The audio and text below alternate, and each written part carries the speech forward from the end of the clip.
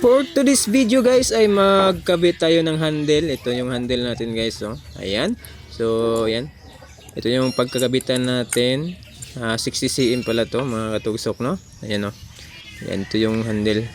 At bago natin ikabit natin ay markahan muna natin ng ball pen. Ayan mga katugsok, oh. Sana yan. Ito na mga katugsok. Ayan.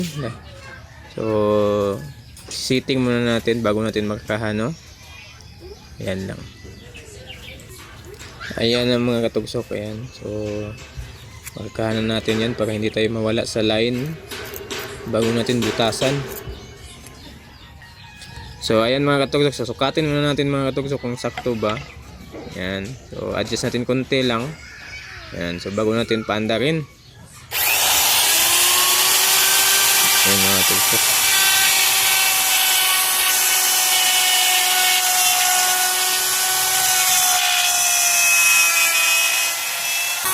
So ayan mga katugsok ko. Ayan. So okay na yan. So hulang pa konti mga katugsok. Okay. So bago nito mga katugsok, kuhasan na yung So linisan muna natin konti yung yung sa gilid. At sukat na natin kung sakto lang ba. Zoom natin konti mga katugsok. Ayan, oh.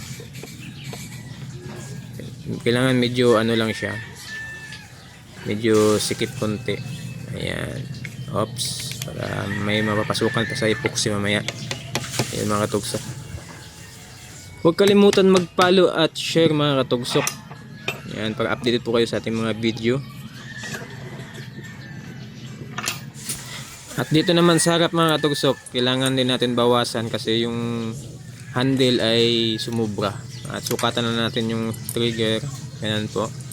Adjust na natin. Ayan. Pag sakto na, ayan, sakto na yung label niya. O ganun. At bago natin i-rotate ulit kasi sumubra kasi yun. Ayan. Ayan mga katugsok, oh. So dali lang. Ayan mga katugsok.